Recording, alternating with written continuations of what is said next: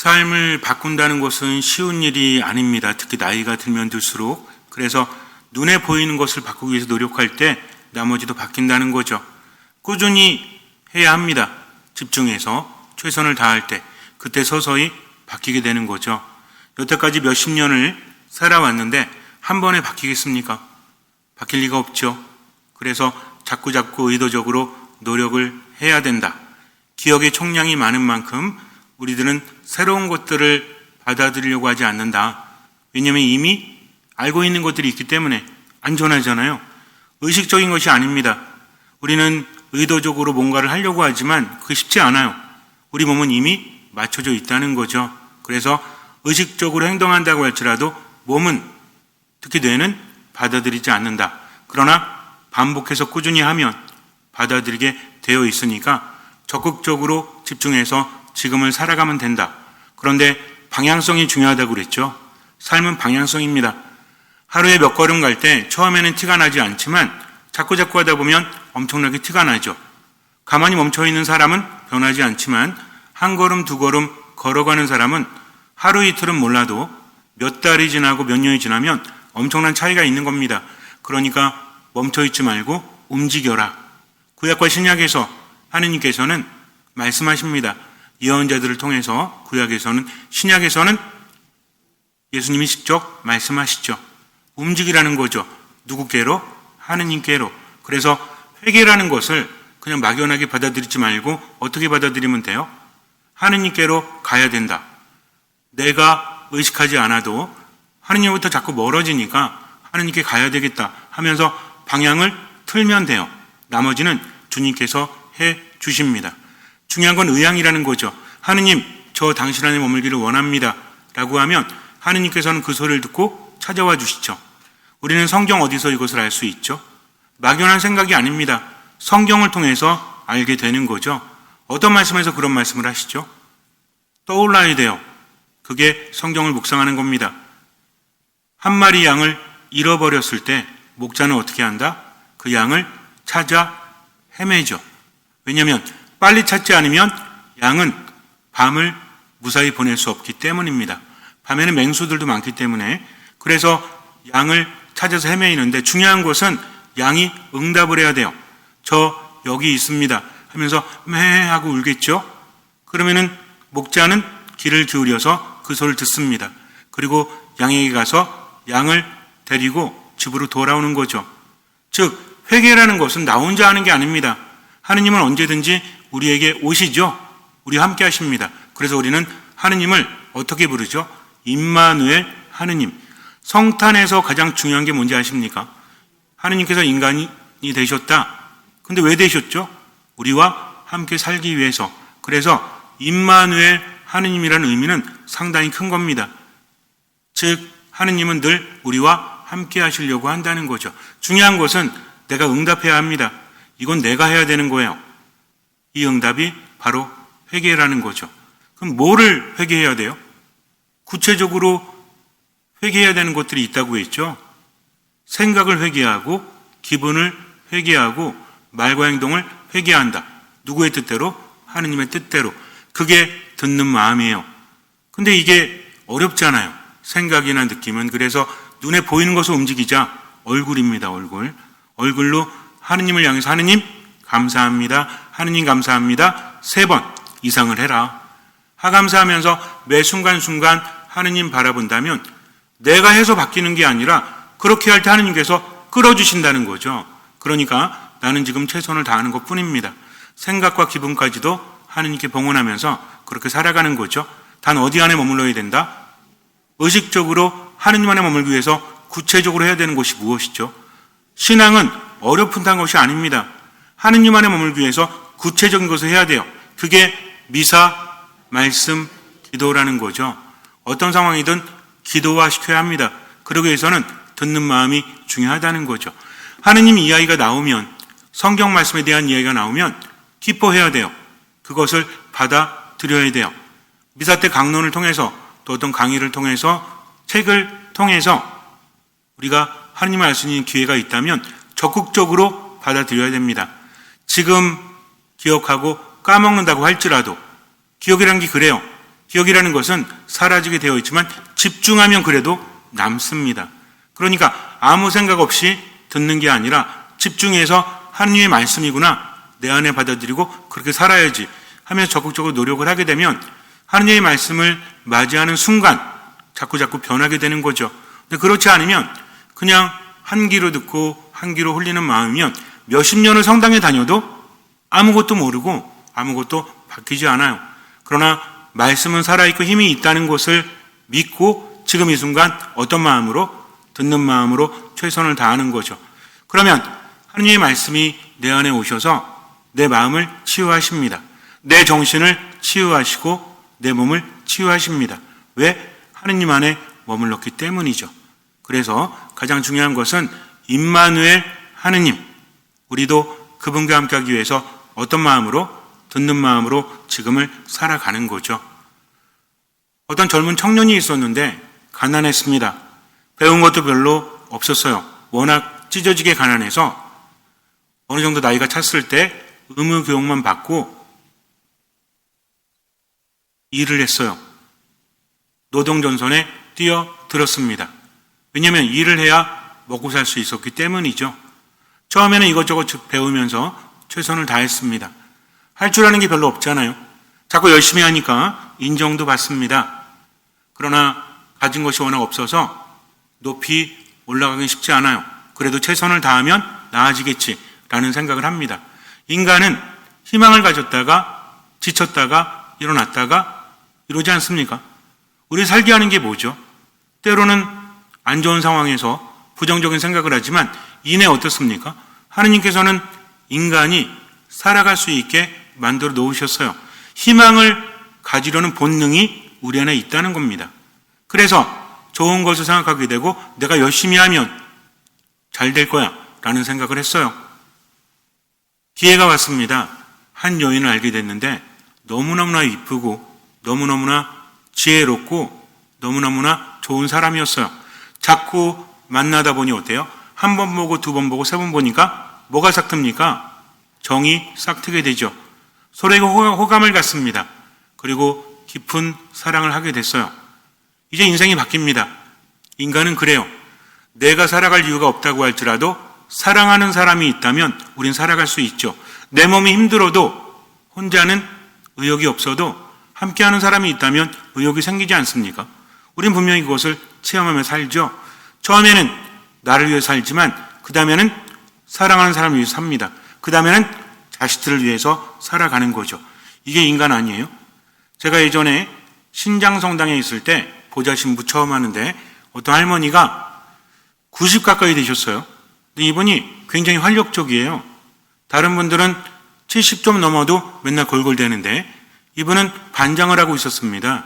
봉성체를 할 때 기다리고 있다가 함께 다니면서 하시는 말씀이 빨리 일어나라고, 젊은 사람이 누워있으면 되냐고 하면서 막 혼내시는 거예요. 그러면서도 또 위로하시고 방도 치워주십니다. 저는 그분을 보면 아니 연세도 많으신데 어떻게 저렇게 활력적일까? 그래서 어느 날 할머니하고 대화를 하는데 이런 말씀을 하시더라고요. 자식들이 다 죽었대요. 그리고 손주들도 죽었대요. 근데 그 집에는 손주들이 살고 있었거든요. 제가 여쭤봤어요. 그러면은 지금 살고 있는 손주들은 뭡니까? 그랬더니 손주들 자식이래요. 2명인가 있었는데 걔네들을 키워야 된다고 합니다. 이 할머니가 하는 일이 뭐냐면 롯데월드, 지금 롯데월드인가 어쨌든 그런 것 같아요. 거기 가서 청소하는 분이에요. 그래서 그 돈으로 손주들과 함께 산다고 합니다. 그래서 힘을 내는 거죠. 할머니는 아프면 안 된대요. 왜? 손주들이 어리기 때문이죠. 그리고 이 할머니는요, 미사 때 와서 되게 열심히 해요. 복음을 들을 때도 정말 열심히 듣고 궁금한 것도 많아가지고 자주 묻고 그러십니다. 정말 대단한 분이죠. 듣고 까먹는다고 할지라도 순간순간 최선을 다하는 것이 자신의 삶이니까 다른 건 다 모른대요. 나는 그저 지금 최선을 다할 뿐입니다. 하나님의 뜻대로. 이분은 성당에서 봉사하는 시간, 예를 들어서 마당에 풀을 뽑는다 그래도 안 빠져요. 와서 뽑습니다. 또 반장 업무도 충실히 하세요. 다른 분들은 바쁘다고 안 하는데 이분은 하느님의 일을 할 수 있으니 얼마나 행복합니까? 지상에서 보화를 쌓아야죠. 이런 스타일이십니다. 어떤 분인지 아시겠죠? 이런 분이에요. 그러니까 그 할머니 누구 때문에 사는 거예요? 손주들, 중손주라고 하나요? 그 손주들 때문에 사는 겁니다. 이 청년도 마찬가지였어요. 사랑하는 여인, 저 여인이 나만 봐준다면 나는 못할 게 없다. 인간은 그럴 때 강해지지 않습니까? 그래서 결혼을 약속합니다. 그리고 집을 마련하기 위해서 엄청나게 일을 해요. 하는 일 외에도 아르바이트 하면서 밤에는 대리운전도 하고 이것저것 하면서 돈을 많이 모았어요. 드디어 집을 장만합니다. 이제 우리의 보금자리가 되겠지라는 생각을 하는데 어느 날 충격적인 소식이 들어와요.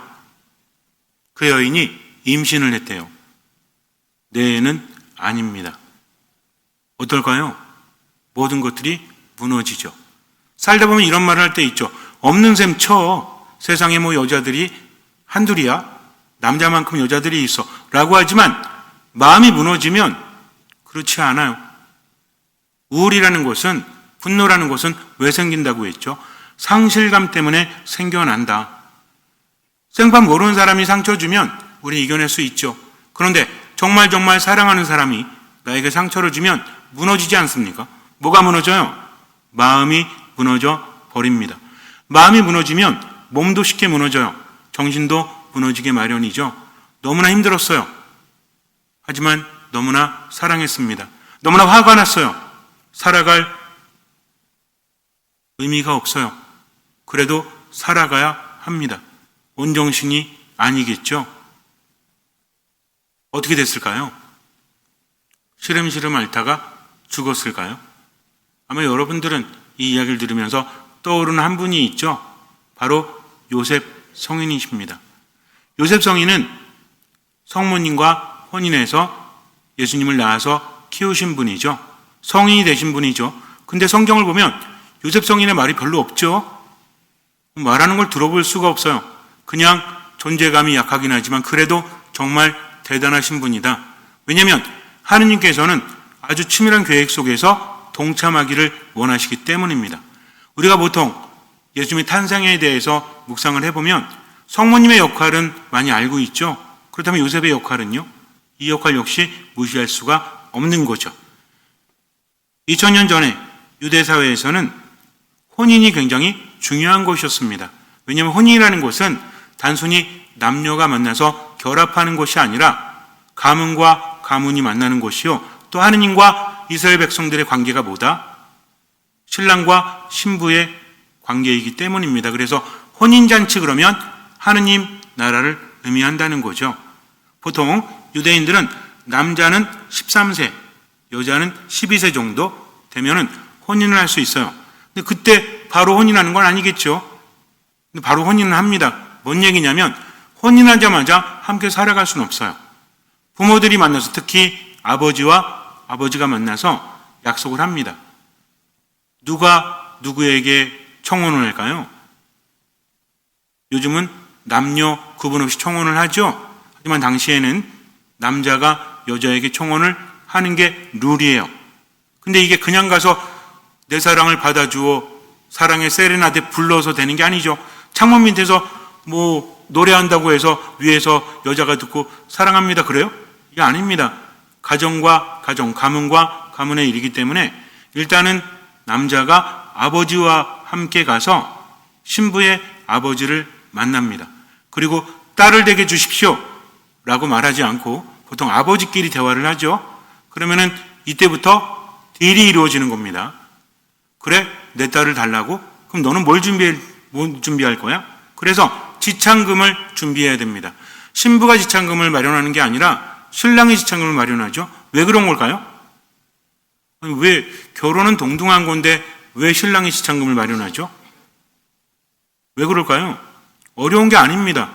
신부가 신랑을 데려가는 대릴사회가 아니에요. 뭡니까? 아내를 맞아들인다라고 하죠. 맞아들인다는 건 뭐죠? 데리고 오는 겁니까? 내가 가는 겁니까? 데리고 오는 겁니다. 아내를 맞아들인다는 것은 아내를 내 집으로 데리고 와서 함께 살아가는 거죠. 그러니까 지창금은 누구한테 줘야 돼? 신부의 아버지한테 줘야죠. 여러분들 자식들 혼례시킬 때 뭐 받죠? 부주라고 하나요?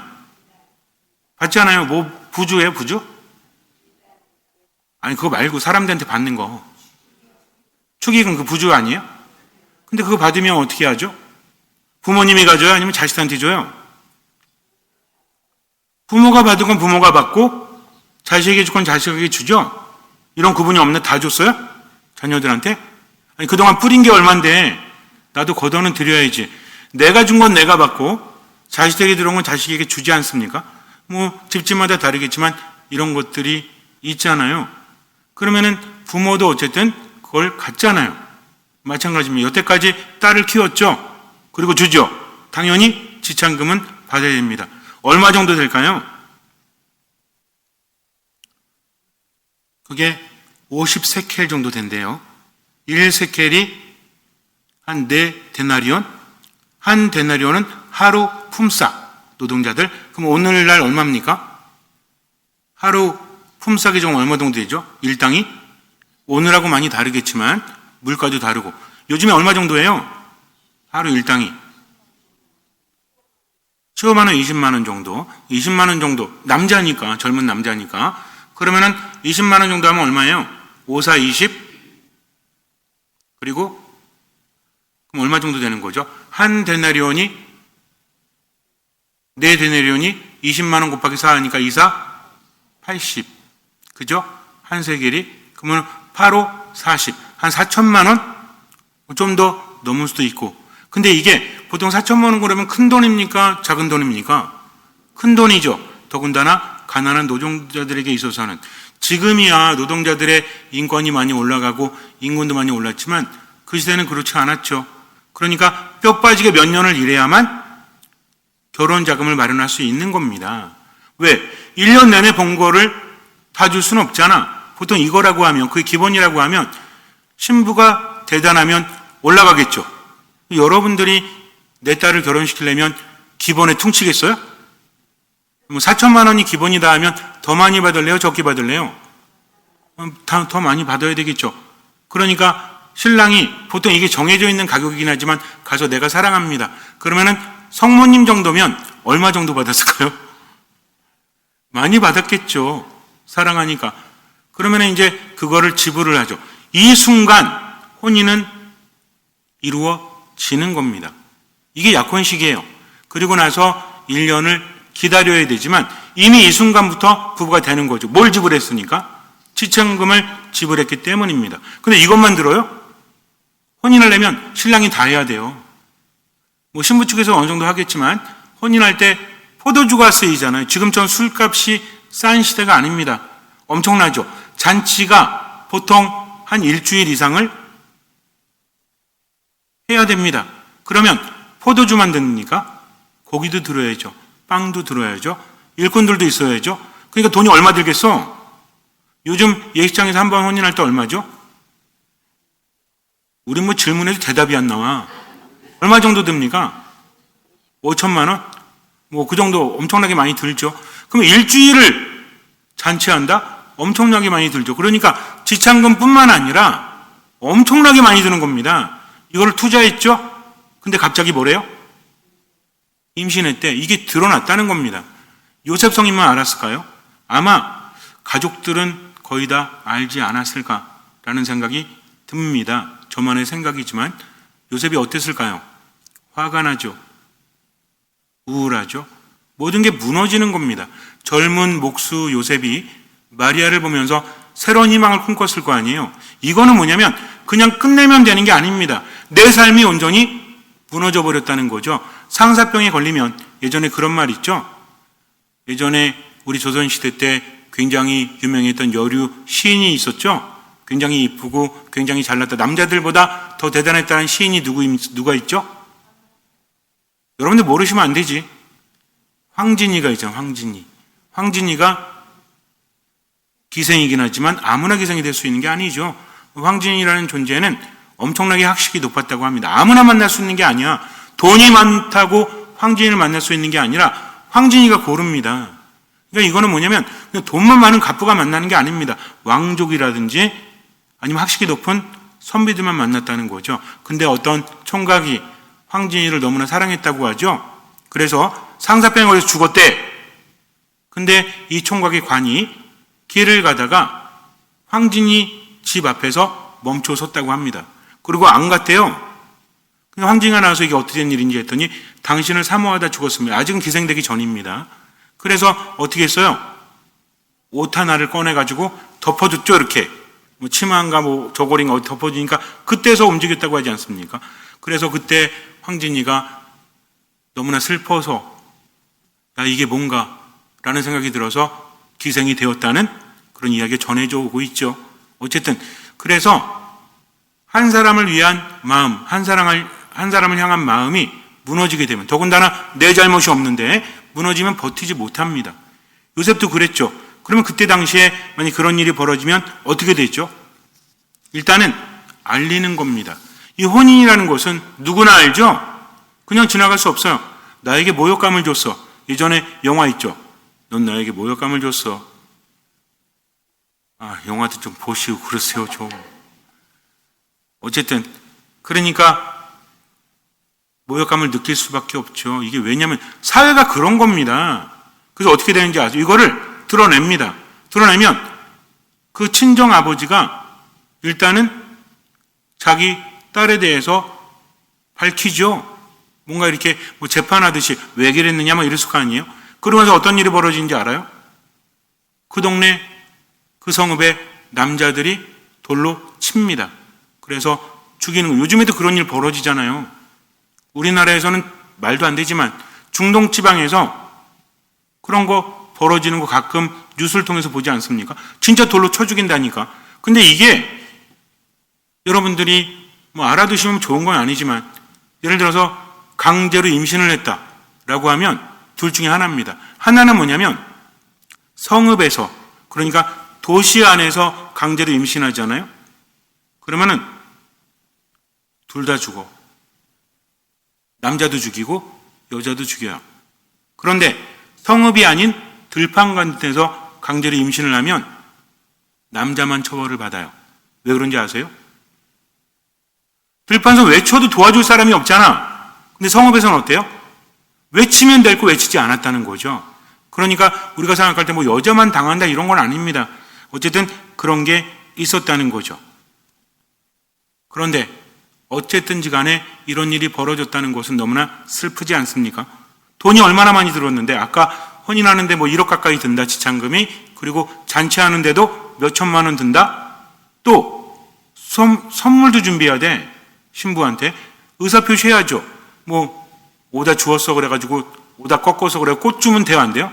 꽃으로 쳐 맞을 일 있나? 아니잖아요. 반지를 줘도 어떤 반지 줘야 돼요?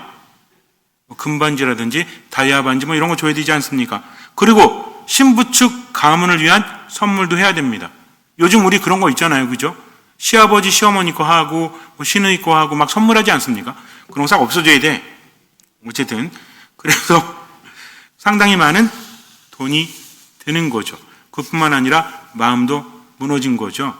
근데 여기에서 신랑이 너무 가난하잖아요. 줄 돈이 없어. 그럼 어떻게 하죠?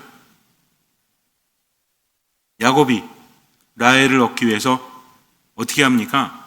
장인의 집에서 7년간 일을 하지 않습니까? 노동으로 대체할 수도 있다는 거죠. 근데 요셉 같은 경우에는 이미 성립이 되고 약혼이 되었다. 상당히 많은 돈을 지불을 했다는 거죠. 정리하자면 요셉은 마리아라는 한 여인을 얻기 위해서 그동안 몇 년 동안 열심히 일했고, 그리고 지불도 했고, 이제 푸른 꿈에 희망에 젖어 있었는데 이게 와르르르 무너진 거죠. 그래서 보통 약혼을 한 다음에 바로 데려다 살지 않습니다. 데리고 살기 전에 1년 정도, 몇 년을 지내기도 하죠. 몇 년을 지내는 건 뭔 얘기예요?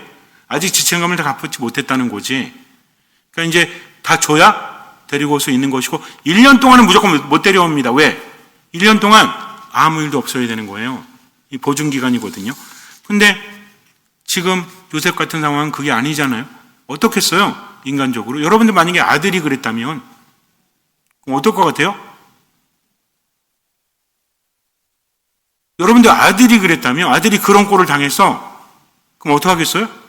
가만히 내버려둘 수가 없는 거죠. 근데 요셉은 어떤 사람이었죠? 의로운 사람이었다고 합니다. 의로운 사람이 어떤 사람이에요? 정의로운 사람? 그냥 일반적으로 정의로운 사람이 아니라 뭐하고 연결이 될까요? 율법과 연결이 될 수밖에 없어요. 의로운 사람 그러면 그냥 착한 사람이 아닙니다. 법대로 사는 사람이었죠. 그러니까 요셉은 뭘 지켜야 돼? 율법을 지켜야 되죠. 그러니까 어떻게 해야 돼요? 이 일을 드러내고 돌을 먼저 던져야 됩니다. 근데 마리아의 일을 드러내고 싶지 않았다라고 하죠. 여기서 우리는 뭐가 느껴집니까? 너무나 괴롭지만 율법대로 사는 사람이었지만 사랑이 더 컸다. 예수님께서 오셨을 때 율법학자들, 바리사이들은 예수님 알아보지 못하죠. 그래서 뭐라고 합니까? 아니 왜 안식일에 병을 고칩니까? 율법에 금지된 행동을 왜 합니까? 라고 하죠. 기적을 행했음에도 불구하고 기적을 보는 게 아니라 뭘 보는 거야? 율법을 어겼다는 걸 보는 겁니다. 근데 중요한 건 뭐가 빠졌어요? 율법의 근본 정신이 뭐죠? 율법은 뭐가 없으면 안 돼요? 사랑이 없으면 안 된다는 거죠. 근데 율법학자들, 바리사이들은 뭐가 없었어요?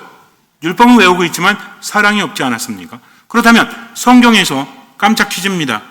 성경에서 정말 율법의 완성인 사랑을 실천한 사람, 율법도 중요하지만 사랑을 실천한 사람, 너무나 아프지만 그럼에도 불구하고 사랑을 실천한 사람이 누구예요? 요셉 성인이죠. 원수보다, 이거 여러분 생각해 보세요. 요셉의 마음을 우리가 느껴본다면 우리 자매님들은 옛날에 정말 사랑했던 사람 생각해 보세요. 옛날에 사랑했던 사람? 어쨌든 취소. 근데 이런 상황을 한번 설정해 보세요. 그럼 용서가 됩니까? 이거 원수보다 더한 거잖아.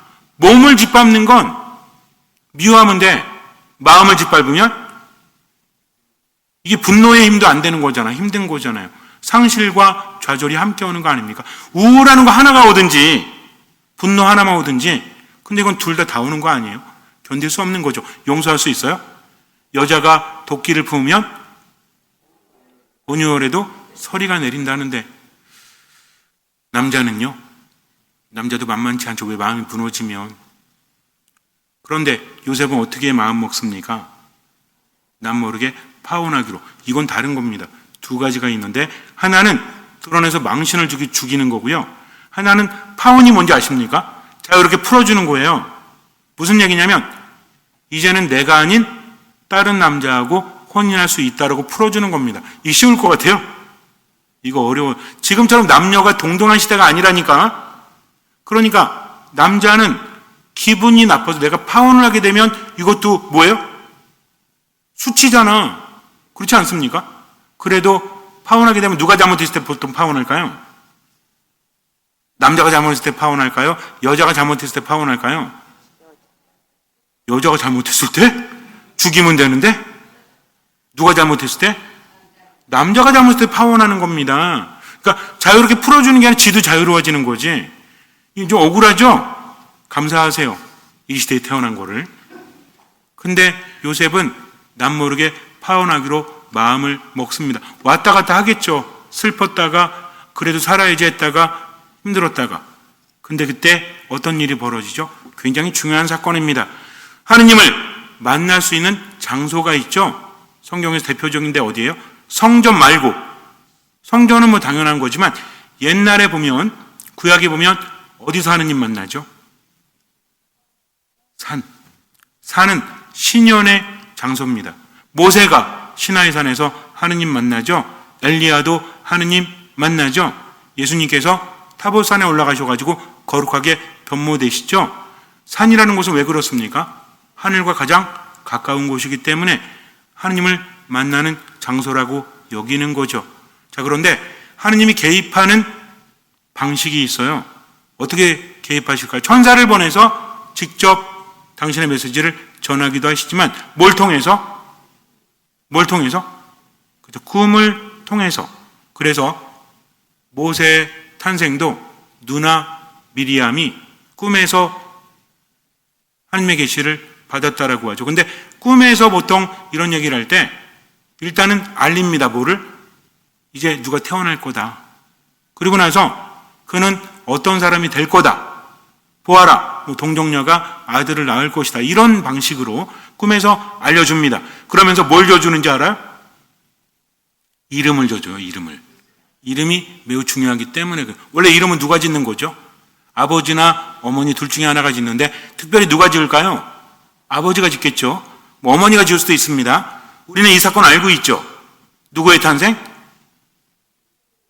신약에서 세례자 요한의 탄생에 있어서 원래 가문에서는 요한이라는 이름이 없었죠. 근데 엘리사벳이 뭐라고 지어야 된대? 아이 이름은 요한이라고 줘야 됩니다. 라고 하죠. 사람들이 뭐래요? 아니 이 집안엔 요한이 없는데 스가랴라고 짓지? 안 됩니다. 요한이라고 줘야 됩니다. 그랬더니 어떻게 해요? 집안 사람들이 또 들고 일어나죠? 그래서 누굴 부릅니까? 스가랴를 부르잖아요. 스가랴는 말을 못하잖아요 지금. 하느님 못 믿어가지고. 애 이름을 뭐라고 짓는 게 좋습니까? 그랬더니 서판을 달라고 하죠. 그리고 뭐라고 써요? 아이 이름은 요한이라고 씁니다. 그 순간 혀가 풀려서 말을 하게 되죠. 하느님의 계획은 반드시 이루어집니다. 중요한 건 뭔지 아세요? 동참하느냐 동참하지 않느냐 바로 그거죠. 요셉 성인에게 나타나서 익숙한 방식이에요. 구약의 요셉도 있죠. 꿈쟁이 요셉, 꿈으로 하느님의 계시를 보았던 요셉. 근데 이 요셉도 이름이 요셉이라 그런지 꿈에 천사가 나타나서 뭐라고 합니까? 두려워하지 마라. 인간이 아닌 성령으로 말미암아 잉태된 아이다. 그러면서 뭐라고 해요? 그분은 메시아시고 다윗의 자손 요셉아라고 부르죠. 이 호칭 자체가 다른 거예요. 그냥 요셉아라고 부르지 않습니다. 너는 누구다? 다윗의 자손이지 않느냐? 다윗의 자손에 누가 온다? 메시아가 온다. 그리스도가 탄생한 너 알고 있지 않니? 그러니까 이 일을 너무나 인간적으로 받아들이지 마.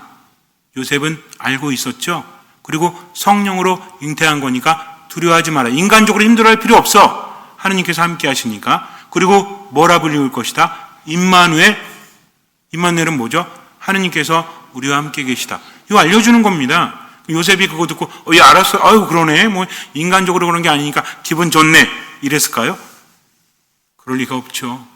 알고는 있지만 그래도 힘들지 않았겠습니까? 그러나 요셉은 하느님의 말씀이기 때문에 보세요. 성모님께서 뭐라고 하시죠? 이 몸 남자를 알지 못하는데 어떻게 그런 일이 있을 수 있겠습니까? 하느님께는 모든 것이 가능하다. 그랬더니 성모님 뭐라고 하십니까? 이 몸은 주님의 종입니다. 말씀하신 대로 이루어지기를 바랍니다. 요셉만 힘들었어요? 성모님은 더 힘들지. 감당해야 되는데. 요셉은 어떻습니까? 모든 꿈이 사라졌지만 그것이 하느님의 뜻이기 때문에. 그래서 어떻게 합니까? 잠에서 깨어난 요셉은 주님의 천사가 명령한 대로 아내를 맞아들였다. 뭔 얘기입니까? 집으로 데려왔다는 얘기입니다. 선택을 했다는 얘기예요. 기분 좋아서 한 게 아닙니다. 하느님의 뜻이기 때문에 그렇게 한 거죠. 그러면서 요셉은 어땠을까요? 하긴 했는데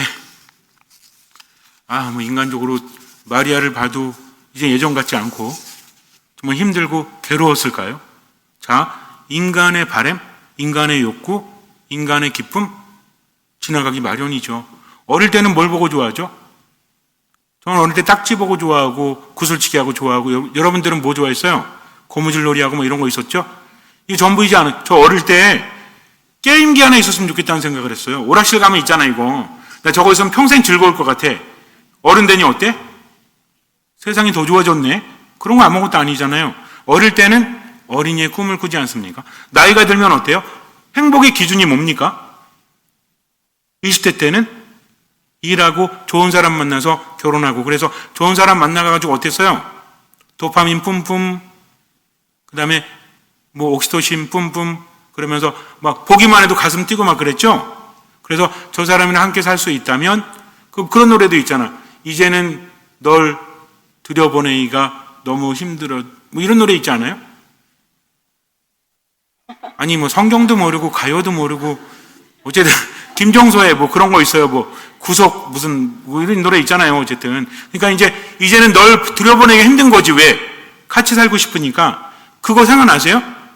옛날에 정말 막 안 보면 죽을 것 같고 보면 좋고 그래서 세상에 당신만 있으면 아무것도 필요 없어 하면서 새끼손가락 걸고 약속하고 함께 살았던 그 설레임 기억나십니까? 아이고 어쨌든 근데 좀 지나봐요. 무슨 의미가 있죠?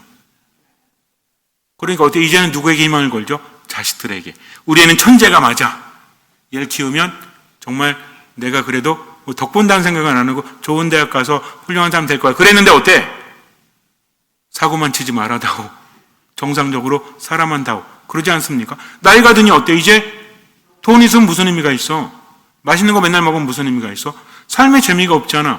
그러니까 우리가 바라는 것들은 다 지나가기 마련입니다. 우리는요, 하나님께 현실적인 것을 바랍니다. 근데 이 모든 것들은 지나가기 마련인 거죠. 돈이 많다 한들 몇 년 동안 만족을 줍니까? 10년? 20년? 하느님은 영원한 것을 주고자 하시는 거죠. 그러니까 하느님은 어렵게 주십니다. 왜? 깨닫기를 바라시기 때문에. 정말 그렇지 않습니까? 우리가 행복하다고 하는 것들, 이게 오감 만족 아니에요? 눈으로 볼 수 있고, 귀로 들을 수 있고, 냄새 맡을 수 있고, 맛볼 수 있고, 또 몸으로 느낄 수 있고, 말고 또 있나? 없잖아요. 그렇지 않습니까? 근데 그게 얼마나 가죠? 일단 그런 것이 주어져도 내가 나이가 들고 무뎌지는데, 그 하느님은 영원한 것을 먼저 주려고 하시는 겁니다. 그래서 젊은이나 청년들도 피곤하고 지치고 비틀거리기 마련이지만 어떤 사람들? 하느님께 바라는 사람은 피곤한 줄도 지칠 줄도 모른다. 예수님도 뭐라고 하십니까? 먼저 하나님의 나라와 그 일을 구해라. 너희가 악하면서도 자녀들에게는 좋은 것을 줄 줄 알거든 하늘에 계신 아버지께서야 뭘 주시겠느냐? 성령을 주고자 하신다라고 하십니다. 이게 정말 필요한 겁니다. 내가 행복하지 않으면 의미가 없는 거예요. 그냥 지나갈 것이 아니라 영원한 것을 우리에게 주신다는 거죠. 그렇다면 요셉은 어땠을까요? 그 젊은 나이에 어차피 인간적인 희망은 다 사라졌겠죠? 그렇지 않습니까? 그러나 그 이후로 불행했을까요? 임마누엘 하느님께서 우리와 함께 계시다. 하느님 어떤 분이시죠? 채워주시는 분이요, 치유하시는 분이십니다. 그 하느님과 함께 살았어요. 아들이 하느님이야. 어떨까요? 처음에는 인간적으로 힘들기도 했겠지만 아이가 자라는 거 보고 어때요? 인간은 놀랍게도 적응합니다. 진짜 그래요, 여러분들. 처음에는 되게 힘들 것 같았는데 살다 보니 어때? 이런 맛이 있네? 행복하지 않아요? 여러분들 마도에 살고 계시잖아. 우리 제대회장님 몇 살에 시집 오셨어요? 23세. 몇 년 사신 거예요, 여태까지? 50년 넘게? 근데 이런 데서 어떻게 살 재미 하나도 없는데. 저 같으면 때려 죽어도 안 살아. 더군다나 50몇 년 전에. 근데 어떠세요? 재밌었어요? 아니면 안 재밌었어요? 그 재밌는 것도 있고 안 재밌는 것도 있는데 막 맨날 내가 왜 이런 데 살아야 돼 하면서 막 쥐어뜯고 힘들고 괴롭고 그랬어요? 그렇진 않잖아요. 인간은 적응해서 살게 마련입니다. 중요한 건 뭐냐면 내가 만약에 그냥 인간적으로 결혼이 잘 살았다면 이런 느낌이 없었겠지 하면서 점점 살아가면 살아갈수록 어때요? 행복하다, 기쁘다. 왜? 누구 보면서? 예수님 보면서. 힘든 일도 많았죠. 이집트로 피신 가서 3년 살다 왔잖아요. 그리고 얼마나 힘들었어? 그럼에도 불구하고 누굴 바라보면서? 예수님 바라보면서. 젊은 사람들은 이해하지 못하죠. 여러분도 한번 생각해 보세요. 지금 나이에 만약에 성모님처럼 내가 또는 요셉 성인처럼 내가 인간적인 바람은 이루어지지 않지만 아들을 하느님으로 두고 있다면 여러분들은 어떤 걸 선택하실래요? 지금 이 순간에. 그래도 젊어서 좋은 남자 만나서 알콩달콩 살고 싶어요? 그럼 어떤 걸 더 선택하실래요? 하느님을 아들로 두는 것. 그렇지 않습니까? 이거는 20대, 30대, 40대는 몰라. 50대도 잘 모르겠고 60대 이상 되면 무슨 의미가 있니? 세상은 잠시뿐인데 이런 거 아니겠습니까? 결국 그런 거죠. 어쨌든 요셉 성인은 예수님과 함께 살면서 얼마나 행복했을까요? 그리고 가장 행복한 뭘 맞이합니까? 죽음을 맞이하죠. 인간은요, 죽음 앞에서는 불안할 수밖에 없어요. 두려울 수밖에 없어요. 근데 누구 품에 안겨서? 예수님 품에 안겨서 임종을 합니다. 예수님 뭐라고 하셨을까요? 걱정 마십시오. 왜? 생각해보세요. 십자가 위에서 우도에게 뭐라고 하십니까? 오늘 정녕 내가 나와 함께 낙원에 들 것이다. 그러면 요셉 성인에게 뭐라고 하셨을까요? 걱정 마세요. 이제 영원한 나라로 갑니다. 어쩌면 죽음이 설레임이 아니었을까요? 두렵거나 불안한 것도 없었겠죠. 그리고 나서 요셉 성인은 어떤 수호 성인이 돼요? 임종하는 이의 수호 성인이 되십니다. 어떠십니까? 이게 바로 영원한 생명이요. 이것이 신앙의 요셉이 어땠습니까? 정말 율법대로 사는 사람이었고 율법의 완성을 살아가신 분이죠. 사랑했기 때문입니다. 하느님 말씀을 듣고 그대로 살아갔기 때문입니다. 잘 모르지만 어쩌면 우울과 분노가 그를 휘감았지만 그래도 하느님 말씀 따라서 언제만 지금만 살아간 거죠. 그래서 하느님 말씀 듣고 잠에서 깨어난 즉시 마리아를 아내로 맞아들였다. 우리는 어떻게 해야 돼요? 우리도 마찬가지입니다. 때로는 우울과 분노가 삶에 대한 무력감이 우리를 짓누른다고 할지라도 하느님 생각에 어떻게 살아요? 언제나 기뻐하고 끊임없이 기도하고 모든 것에 감사하면서 나중에 요셉 성인이 임종하는 이의 수호 성인이 됐는데 천국에서 딱 보니까 자꾸 부딪히는 거야. 누구랑? 천국의 열쇠를 가진 베드로랑. 베드로는 딱 앞에서 가지고 보고 야 너는 하나님의 뜻대로 살지 못했으니까 너는 천국에 못 들어가. 자꾸 이러고 있는데 분명히 내가 저 인간 안 된다고 그랬거든요. 근데 어느 날 천국을 거닐다 보니까 그 인간이 있네. 깜짝 놀란 거지. 야 너 일로 와봐. 너 내가 천국 못 들어간다고 했는데 너 어떻게 들어왔어? 아니 저도 못 들어갈 줄 알았는데 어떤 아저씨가 일로 오라고 그래가지고 갔더니 일로 들어가라고 그래가지고 들어왔는데요. 가봤더니 개구멍이 있는 거예요. 천국문 옆에. 이 뭐지? CCTV를 켜봤어요. 그랬더니 요셉 성인이 거기서 가지고 자꾸 보내는 거예요. 그리고 몇 번 경고했거든요. 가서 그랬어요. 아니 왜 그러세요 도대체. 몇 번 경고했잖아요. 자꾸 이러시면 안 됩니다. 못 사십니다. 그랬더니 요셉 성인이 나도 못 참겠어. 알았어 내가 나갈게. 여보 아들아 짐 챙겨. 이거 알아들으면 수준이 있는 못 알아들으면 뭐 어쩔 수 없죠. 뭔 얘기입니까? 여보가 누구야? 성모님이죠. 아들이 누구야? 예수님 없는 천국이 말이 됩니까? 농담식으로 말하지만 여기에는 여러 가지 깊은 묵상거리가 들어있다는 거죠. 잠시 눈을 감으세요. 마테오가 전한 거룩한 복음입니다. 예수 그리스도께서는 이렇게 탄생하셨다. 그분의 어머니 마리아가 요셉과 약혼하였는데 그들이 같이 살기 전에 마리아가 성령으로 말미암아 잉태한 사실이 드러났다. 마리아의 남편 요셉은 의로운 사람이었고 또 마리아의 일을 세상에 드러내고 싶지 않았으므로 남모르게 마리아와 파혼하기로 작정하였다. 요셉이 그렇게 하기로 생각을 굳혔을 때 꿈에 주님의 천사가 나타나 말하였다. 다윗의 자손 요셉아, 두려워하지 말고 마리아를 아내로 맞아들여라. 그 몸에 잉태된 아기는 성령으로 말미암은 것이다. 마리아가 아들을 낳으리니 그 이름을 예수라고 하여라. 그분께서 당신 백성을 죄에서 구원하실 것이다. 주님께서 예언자를 통하여 하신 말씀이 이루어지려고 이 모든 일이 일어났다. 곧 보아라, 동정녀가 잉태하여 아들을 낳으리니 그 이름을 임마누엘이라고 하리라 하신 말씀이다. 임마누엘은 번역하면 하느님께서 우리와 함께 계시다는 뜻이다. 잠에서 깨어난 요셉은 주님의 천사가 명령한 대로 아내를 맞아들였다. 인간의 삶이라는 것은 어떤 선택을 하든 후회가 있지 않습니까? 20대, 30대, 40대도 그렇지만 살아갈수록 뭘 느끼십니까? 눈에 보이는 즐거움, 눈에 보이지 않는 즐거움? 둘 중에 하나를 고를 수는 없죠. 그러나 중요한 것은 지금 어떤 선택을 하느냐 하는 겁니다. 후회하면서, 우울해하면서, 분노하면서 무기력하게 하루하루 산다면 무슨 의미가 있습니까? 우리가 살아갈 수 있는 이유는 단 한 가지입니다. 바로 하느님 때문이죠.